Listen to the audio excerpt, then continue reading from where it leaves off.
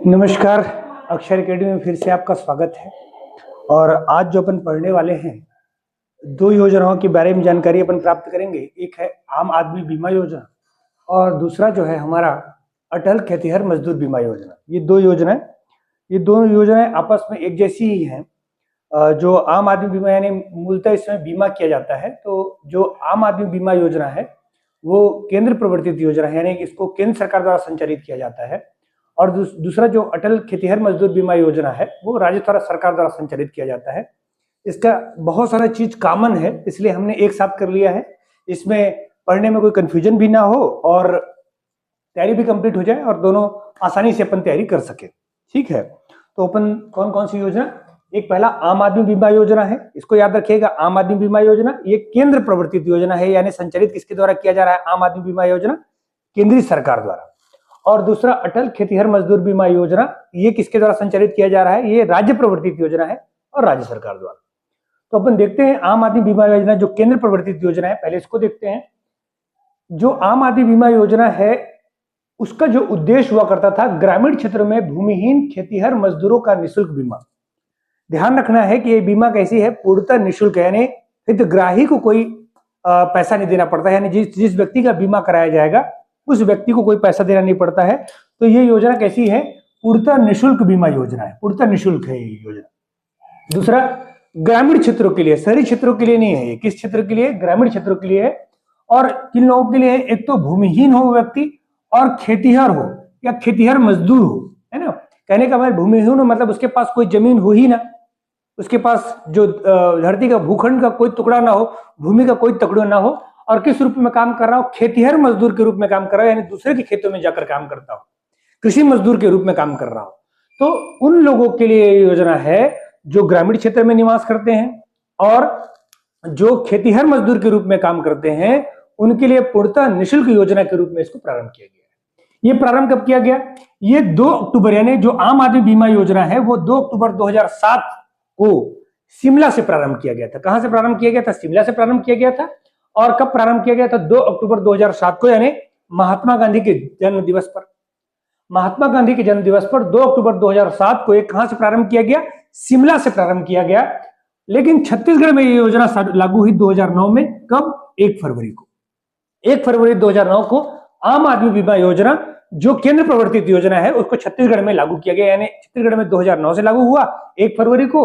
उससे पहले 2 अक्टूबर 2007 को ये प्रारंभ हो चुका था। कहां? शिमला से प्रारंभ हुआ था, केंद्र सरकार ने इसको लागू किया था। इसका संचालन कौन करते हैं? तो ध्यान रखिएगा, अगर किसी व्यक्ति का बीमा करवाना है तो जो नागरिक हैं, वो जो लोग रहते हैं, जो अधिकतम जो ग्रामीण लोग निवास करेंगे, केंद्र के पास कोई जनसंख्या नहीं और राज्य के जनसंख्या ही केंद्र की जनसंख्या होती है, यानी जो उसके पात्र परिवार होंगे राज्यों में कराना होगा। तो इसका संचालन जो होगा केंद्र सरकार के शासन में जो होगा, जो केंद्र शासित प्रदेश होंगे वहां उनकी सरकारें, जो भी वहां पर उपराज्यपाल होगा, या जो अगर विधानसभा जैसे दिल्ली, पांडिचेरी और जम्मू कश्मीर विधानसभा है तो वहां की राज्य सरकारें करवाएंगे। बाकी के प्रशासक इसका क्या करवाएंगे? यहाँ पर लागू करवाएंगे। और दूसरा राज्य सरकारों के सहयोग से संचालित किया जा रहा है, मतलब केंद्र सरकार सीधे ना इसको संचालित करके राज्यों और केंद्र शासित प्रदेशों के माध्यम से इसको क्या करवा रही है? लागू करवा रही है। सहयोग इसमें कौन दे रहा है? तो जो सहयोगी कंपनी होगी वो, क्योंकि LIC करने का काम, मतलब जीवन बीमा करने का काम पूरे देश में अगर गवर्नमेंट सेक्टर में देखा जाए तो भारतीय जीवन निगम बीमा निगम जो है, जो LIC है, वो बीमा करने का कार्य करती है। इसलिए इसमें सहयोग कौन प्रदान कर रहा है? भारतीय जीवन बीमा निगम के माध्यम से होगा, क्योंकि बीमा करने का जो जिम्मेदारी है, दायित्व है, उसी को दिया गया। पात्र परिवार कौन होंगे? तो ग्रामीण क्षेत्र के निम्न वर्ग बोलने से कौन होना चाहिए? भूमिहीन या BPL व्यक्ति होना चाहिए, जो परिवार का मुखिया या कमाऊ सदस्य हो। यानी प्रत्येक ग्रामीण व्यक्ति का बीमा नहीं कराया जाएगा, उसी व्यक्ति का बीमा कराया जाएगा जो परिवार का या तो मुखिया हो या तो वो कमाऊ सदस्य हो। क्योंकि कमाऊ सदस्य या मुखिया के चले जाने के बाद परिवार को समस्याओं का सामना करना पड़ता है। LIC का मूल उद्देश्य ये है कि परिवार जो है सफर ना करे, तकलीफ ना उठाना पड़े उसको। तो ग्रामीण क्षेत्रों में जो निम्न वर्ग है, जो भूमिहीन वर्ग है, उनके परिवार का जो मुखिया सदस्य होगा या जो कमाऊ सदस्य होगा, जो भी कमाने वाला होगा, उस व्यक्ति जो BPL वर्ग में होना चाहिए। किस वर्ग का होना चाहिए? वो BPL यानी बिलो पॉवर्टी लाइन, यानी गरीबी रेखा के नीचे जीवन यापन कर रहा हो। और जिसकी आयु कितनी होनी चाहिए? 1859 वर्ष होनी चाहिए। उससे 60 वर्ष से ज्यादा, 18 वर्ष से कम अगर है उसका बीमा नहीं किया जाएगा। जो 18 से 59 वर्ष का जो हितग्राही होगा उसी का बीमा करवाया जाएगा। जैसे कौन कौन हो सकते हैं इस वर्ग में? जो भूमिहीन परिवार का जो मुखिया होगा, जो भूमिहीन होंगे या कृषि मजदूर होंगे, उनमें कौन हो सकते हैं? एक तो कृषक श्रमिक है जो खेतों में जाकर काम करते हैं। इसके अलावा मोची हो सकते हैं, बढ़ई हो सकते हैं, दर्जी हो सकते हैं, बीड़ी बनाने वाले मजदूर होते हैं, मछुआरा हो सकते हैं या रिक्शा चालक हो सकते हैं, जो निम्न वर्ग में क्षेत्र में क्या करते हैं? वो काम करते हैं, असंगठित क्षेत्र में काम करते हैं। उनमें कोई संगठन नहीं पाया जाता है, असंगठित क्षेत्र में जो काम कर रहे होंगे उनके लिए। तो याद रखिएगा, असंगठित क्षेत्रों के लिए। तो आम आदमी बीमा योजना है, उद्देश्य इसका है ग्रामीण क्षेत्रों में जो भूमिहीन खेतिहर मजदूर हैं उनके लिए निःशुल्क बीमा करवाना है। ये प्रारंभ हुआ था पूरे देश भर में 2 अक्टूबर 2007 को, जो शिमला से प्रारंभ हुआ। छत्तीसगढ़ में 1 फरवरी 2009 से प्रारंभ हुआ। इसका संचालन केंद्र सरकार यानी केंद्र शासित प्रदेश के माध्यम से और राज्य सरकारों के माध्यम से इसका संचालन करते हैं, जबकि इसकी सहयोगी कंपनी कौन है? भारतीय जीवन बीमा निगम। ग्रामीण क्षेत्रों में निम्न वर्ग के जो भूमिहीन लोग होंगे, जो बीपीएल वर्ग में होंगे, जो मुखिया या कमाऊ सदस्य हैं, यानी सारे सदस्यों का न करके केवल मुखिया का बीमा कराया जाएगा, जो कितने वर्ष का होना चाहिए? 1859 वर्ष का होना चाहिए। और इनमें कृषक होने चाहिए, श्रमिक, मोची, बढ़ई, निम्न वर्गीय जो क्षेत्र में, जो असंगठित क्षेत्र में जो काम करते हैं उनके सदस्य होने चाहिए, उनको यह पात्रता मिलेगी। फिर अब देखते हैं अटल खेतिहर मजदूर बीमा योजना। अटल खेतिहर मजदूर बीमा जो योजना हुआ वो लागू हुआ 25 दिसंबर 2013 को। कब लागू किया गया?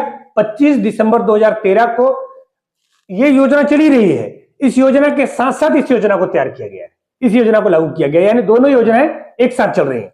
इसको लागू किया गया 25 दिसंबर 2013 को। याद रखिएगा, 25 दिसंबर को जो है वो अटल बिहारी वाजपेयी का जन्म दिवस होता है और छत्तीसगढ़ सरकार इसको सुशासन दिवस के रूप में मनाती है।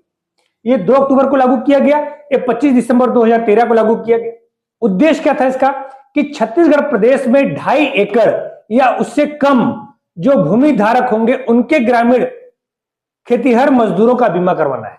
इस वाले योजना का क्या था? भूमिहीन खेतिहर होना चाहिए।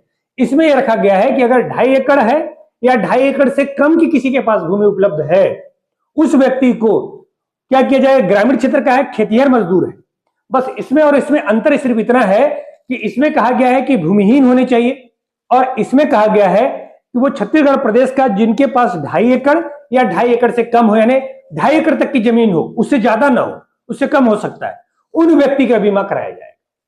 ध्यान रहेगा दोनों का उद्देश्य। फिर इसका संचालन कौन करता है? राज्य सरकार। इसका संचालन कौन करता है? केंद्र सरकार और राज्य सरकार दोनों मिलकर कर रहे हैं इसका संचालन, क्योंकि राज्य प्रवर्तित योजना है, इसलिए केवल और केवल इसका संचालन कौन करती है? राज्य सरकार।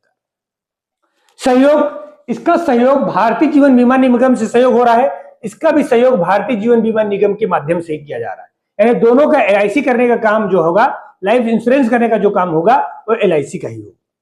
पात्र परिवार कौन होंगे? इसमें पात्रता हमने देख लिया था कैसा होना चाहिए। ग्रामीण क्षेत्र में होना चाहिए, निम्न वर्ग का होना चाहिए, भूमिहीन होना चाहिए, परिवार का कमाऊ सदस्य मुखिया होना चाहिए। यहां पर भी परिवार का कमाऊ सदस्य मुखिया है, लेकिन पात्रता रखी गई कि 2.5 एकड़ से क्या होना चाहिए?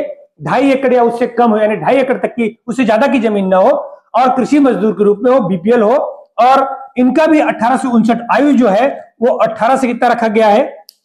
59 वर्ष ही रखा गया है। इनका भी आयु कितना रखा गया है? 1859 वर्ष ही होना चाहिए इनकी आयु, और परिवार का कमाऊ सदस्य ही होना चाहिए या मुखिया ही होना चाहिए। तो दोनों योजना को आप क्या करना है? तुलनात्मक रूप से इनके उद्देश्य और प्रारंभ करने का और जो संचालन है वो भर बदलता है, बाकी सेम रहता है। अब दोनों में जो सिमिलर चीजें हैं उनको हमने एक साथ लिख लिया है। अटल खेतिहर मजदूर बीमा योजना और आम आदमी बीमा योजना का जो प्रीमियम होगा वो दोनों का प्रीमियम कितना है? 200 रुपए। दोनों का प्रीमियम कितना है? 200 रुपए। दोनों योजना, यानी अटल खेतिहर मजदूर बीमा योजना का अगर पूछे तो प्रीमियम 200 रुपए, और आम आदमी बीमा योजना का प्रीमियम पूछे तो 200 रुपए। दोनों का प्रीमियम कितना है? 200 रुपए। ये प्रति वर्ष दिया जाएगा, यानी सरकार जो है निःशुल्क बीमा कराने वाली है, तो सरकार पूर्णतः हितधारक को कोई पैसा नहीं देना। याद रखिएगा, हितग्राही को कोई भुगतान नहीं करना होता है। पूर्णतः ये कैसा है? निःशुल्क बीमा है, यानी सरकारें ही देंगी। इसमें से 50% केंद्र द्वारा और 50% राज्य द्वारा दिया जाएगा। मतलब कि अगर 200 रुपए है तो 200 रुपए के प्रीमियम में 100 रुपए केंद्र सरकार देती है और 100 रुपए कौन देती है? राज्य सरकार। ये योजना तो जो केंद्र प्रवर्तित योजना है उसमें तो केंद्र सरकार देती है, साथ में राज्य सरकार देती है। राज्य सरकार के भी योजना में 100 रुपए कौन दे रही है? राज्य सरकार। और 100 रुपए कौन दे रहा है? केंद्र सरकार। यानी दोनों सेम प्रीमियम है, हमारे 50-50% का दोनों भुगतान करेंगे। हितग्राही को कोई भुगतान नहीं करना पड़ेगा। दोनों योजनाओं में लाभ सेम है, दोनों योजनाओं का समान लाभ साथ मिलेगा। अगर व्यक्ति की सामान्य मृत्यु हुई, यानी उम्र की वजह से मर रहा है या किसी मतलब सामान्य मृत्यु हो रही है उसकी, तब उसको मिलेगा 30,000 रुपए। कितना मिलेगा उसको? 30,000 रुपए। अगर दुर्घटना में एक्सीडेंटल डेथ हो जाता है या पूर्ण विकलांगता की स्थिति, पूर्ण विकलांगता की स्थिति का मतलब है कि दोनों आंख खत्म हो जाए, दोनों पैर खत्म चले जाएं, दोनों हाथ चले जाएं या कार्य करने में पूर्णतः अक्षम हो जाए, तो ऐसे में पूर्ण विकलांगता की स्थिति कहते हैं। ऐसी स्थिति में आपको क्या दिया उपलब्ध क्या कराया जाएगा? हितग्राही को 75,000 रुपए उपलब्ध कराए जाएंगे। जबकि आंशिक विकलांगता में मिलेंगे 37,500। आंशिक विकलांगता का मतलब है कि एक हाथ चला जाए, एक पैर चला जाए, एक आंख चला जाए, एक कान चला जाए और कुछ हद तक अपना जो कार्य कर सके, थोड़ा बहुत कार्य कर सकता हो, उसको आंशिक विकलांगता। इसमें जो है आंशिक विकलांगता कितनी मानी जाती है? 45% कम से कम होनी चाहिए, तो उसको आंशिक विकलांगता के श्रेणी में रखा जाता है।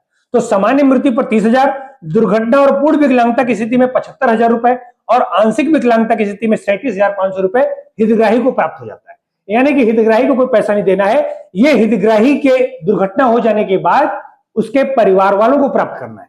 इसलिए नामिनी इन सारे चीजों में जब किया जाएगा तो नामिनी का होना बहुत जरूरी है, नामिनी आवश्यक है। नामिनी का नाम कौन होगा, किसको पैसा देना है, ये आवश्यक दिया जाएगा। फिर इसके अलावा अगर चूंकि कमाऊ सदस्य मिला हुआ है, कमाऊ सदस्य की मृत्यु हो गई, परिवार की मुखिया की मृत्यु हो गई है, तो जो उसके घर के बच्चे हैं उनके पढ़ाई लिखाई की व्यवस्था सरकार करवाएगी। उसके लिए सरकार ने कहा है कि जो बालक या जो बालिकाएं यानी जो स्टूडेंट जो उनके बच्चे होंगे वो 9वीं से 12वीं तक की अगर पढ़ाई कर रहे हैं यानी 9वीं कक्षा तक पहुंच गए हैं, तब उन बच्चों को कैसे मिलेगा? 100 रुपया प्रति माह दिया जाएगा छात्रवृत्ति। लेकिन ये छात्रवृत्ति अधिकतम दो बच्चों को दिया जाएगा, 2 से अधिक बच्चे हैं तो उनको ये छात्रवृत्ति का लाभ नहीं मिल पाएगा। तो 9वीं से 12वीं पढ़ रहे जो बच्चे हैं उनको 100 रुपए छात्रवृत्ति मिलेगा। ये सारा लाभ कौन देगा? LIC कर रही है, तो LIC द्वारा यानी भारतीय जीवन बीमा निगम द्वारा प्राप्त होगा। ध्यान रहेगा। लेकिन इसमें कुछ वर्गों को अपात्र कहा गया है कि हम उन लोगों को अपात्र कर देंगे। कैसी स्थिति में अपात्र हो जाएंगे? यदि किसी व्यक्ति ने क्या कर लिया हो? आत्महत्या कर ली हो, तो आत्महत्या करने वाले व्यक्ति को यह योजना का लाभ नहीं मिल पाएगा, भले ही उसका बीमा हुआ हो। दूसरा, अगर किसी व्यक्ति की मृत्यु युद्ध में हो गई हो या किसी रासायनिक हमले में हो गई हो, युद्ध में या किसी रासायनिक हमले में अगर मृत्यु हो गई हो, तो ऐसी स्थिति में इस बीमा का लाभ नहीं मिल पाएगा। तीसरा, अगर उसको किसी प्रकार का मानसिक रोग हो, ऐसी स्थिति में इस योजना का लाभ नहीं मिल जाएगा। किसी महिला का प्रसव के दौरान या गर्भावस्था के दौरान अगर मृत्यु हुई हो, तब इस योजना का लाभ नहीं मिल पाएगा। अगर कोई प्राकृतिक आपदा हो गई हो, प्राकृतिक आपदा का मतलब है जैसे भूकंप आ गया हो, बाढ़ आ गया हो या फिर जो है ज्वालामुखी विस्फोट हो गया हो, तो ऐसे में प्राकृतिक आपदा के दौरान इसमें क्या हो जाएगा? युद्ध नहीं मिला, या कोई आपराधिक गतिविधि में इसकी मृत्यु हो गई हो तो इसका लाभ नहीं मिल पाएगा। तो क्या ध्यान रखना है? जब आत्महत्या, युद्ध हो गया हो, कोई रासायनिक हमला हो गया हो, कोई मानसिक रोग हो गया हो, कोई प्रसव या गर्भावस्था के दौरान किसी स्त्री की मृत्यु हो गई हो, कोई प्राकृतिक आपदा, भूकंप, बाढ़, ज्वालामुखी वगैरह हो गया हो, या आपराधिक गतिविधि यानी आपस में लड़ाई हो रही हो और उस दौरान किसी की मृत्यु हो जाती है, तो ये फिर इसका योजना का लाभ नहीं मिल पाएगा। ठीक है, तो ये इन दोनों को मिलाकर पढ़िएगा। आम आदमी बीमा योजना भूमिहीन मजदूरों के लिए है, जबकि ये जो है वो खेतीहर मजदूर और दोनों खेतीहर मजदूरों के लिए है। लेकिन आम आदमी बीमा योजना के 2.5 एकड़ का क्राइटेरिया नहीं रखा गया है, इसमें 2.5 एकड़ का क्राइटेरिया है। आम आदमी बीमा योजना का जो संचालन किया जा रहा है वो केंद्र और राज्य दोनों के द्वारा किया जा रहा है और भारतीय जीवन बीमा निगम के सहयोग से किया जा रहा है। जबकि अटल खेतीहर मजदूर बीमा योजना राज्य ने शुरू किया है, राज्य प्रवर्तित योजना है और इसको लागू राज्य सरकार ही करती है। आम आदमी बीमा योजना 2 अक्टूबर 2007 से प्रारंभ हुआ, जबकि ये 25 दिसंबर 2013 को प्राप्त हुआ। छत्तीसगढ़ में आम आदमी बीमा 1 फरवरी 2009 से प्रारंभ हुआ। फिर दोनों में सहयोग भारतीय जीवन बीमा का निगम प्राप्त हो रहा है। और दोनों के लिए 1859 वर्ष का एज रखा गया है। और हितग्राही को दोनों में कोई भुगतान नहीं करना होता है। दोनों को प्रीमियम 200 रुपए ही है। दोनों में केंद्र और राज्य का हिस्सा 50-50% है। 50-50% यानी 100 रुपए राज्य सरकार और 100 रुपए केंद्र सरकार। दोनों में सामान्य मृत्यु होने पर 30,000, दुर्घटना होने बीमा होने पर 75,000, आंशिक विकलांगता में 37,500 और 9वीं और 12वीं पढ़ रहे बालकों को 100 रुपए क्या प्रति माह क्या दिया जाएगा, उनको छात्रवृत्ति दी जाएगी। नॉमिनी का नाम आवश्यक है और दोनों के लिए अपात्र यही होंगे, जो अपात्रता की सूची रखी गई वो अपात्र। ठीक है, तो दोनों को मिलाकर पढ़िएगा आप, क्योंकि दोनों ये महत्वपूर्ण योजना है और दोनों आपके सिलेबस में लिखा हुआ है, इसलिए दोनों योजना को ध्यान रख के पढ़िएगा। इसलिए मैंने दोनों योजनाओं को एक साथ करा दिया है। तो ये योजना आज के लिए इतना ही। बहुत बहुत धन्यवाद।